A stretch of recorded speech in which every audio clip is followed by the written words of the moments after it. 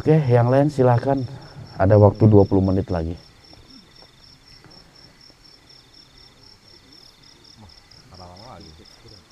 Wah, Karawang lapar kayaknya nih. Jauh-jauh yang pengen tanya, Mas. Hah? Prioritasnya yang jauh. Assalamualaikum warahmatullahi wabarakatuh. Waalaikumsalam warahmatullahi wabarakatuh. Saya Junaidi dari Koril Karawang ingin bertanya, Bah.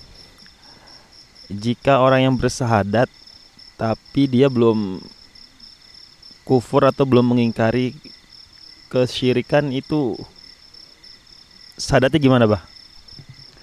Oke, ini juga pertanyaan bagus ya tentang masalah syahadat. Intinya sih sebenarnya dalam syahadat itu dia beriman nggak kepada Allah. Seperti begini, saya bikin sebuah ilustrasi ya. Mudah-mudahan dipahami. Makanya saya menganggap umat Islam yang masa sekarang masih minta ke laut, ya, masih minta ke kuburan, masih minta-minta ke tempat-tempat yang nggak layak lah kita untuk minta, belum masuk kepada kategori orang yang murtad.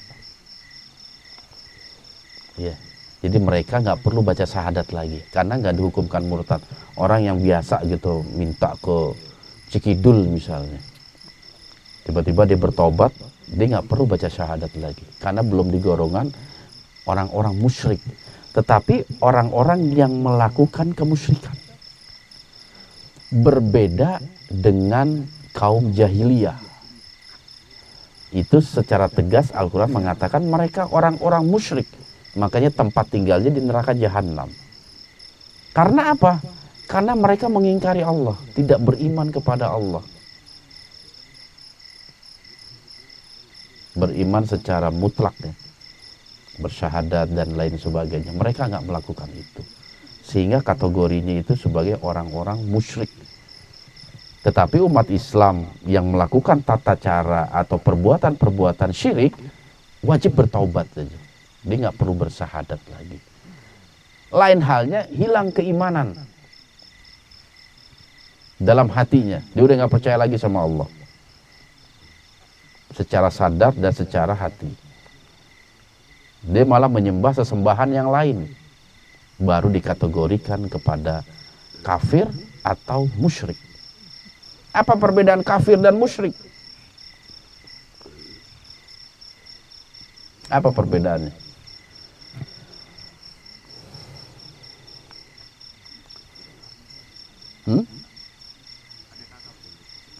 Adik kakak.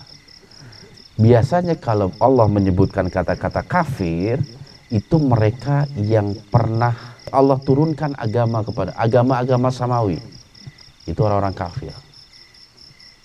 Ada di surah Al-Bayyinah itu. Innalladzina kafaru min ahlil kitab. Sesungguhnya orang-orang kafir dari ahli kitab. Artinya apa? Allah pernah menurunkan kitab kepada mereka, tapi mereka mengingkarinya. Disebut orang kafir. Karena kafir secara asal adalah ingkar. Beda musyrik. Musyrik itu mereka beragama bukan dengan agama samawi. Makanya orang Hindu disebutnya bukan orang kafir tapi orang musyrik. Orang Buddha musyrik, Konghucu musyrik.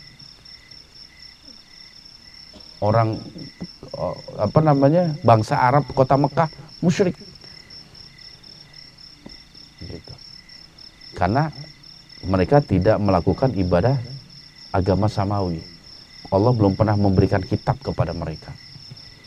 Tetapi Yahudi, Nasrani itu orang-orang musyrik, orang-orang kafir. Gitu. Itu perbedaan secara gamblang orang musyrik dengan orang kafir. Walaupun sama-sama penyembah berhala. Tetapi misalnya Nasrani itu karena dia memang pernah Allah turunkan nabi padanya, pernah Allah berikan kitab, maka disebut orang-orang kafir. Kalau orang musyrik tidak. Gitu. Orang yang betul-betul menyekutukan Allah, yang menjadikan makhluk itu sebagai Allah. Jadi mereka bersekutu. Musyrik itu artinya itu, menyekutukan Allah. Jadi ada Allah lain selain Allah. Itu orang-orang musyrik seperti itu. Paham ya? Jadi insya Allah orang-orang yang betul-betul beriman secara hati, walaupun mungkin ada tata cara tingkah lakunya itu yang menyalahi akidah, nggak menyebabkan dia keluar dari Islam, tapi hanya mendapatkan dosa besar yang dia wajib bertaubat dan memohon ampunan Allah. Seperti itu. Sama seperti orang yang percaya ucapan dukun. Percaya mau dukun, itu 40 hari sholatnya nggak diterima. Gitu. Oke, ada pertanyaan lain silakan.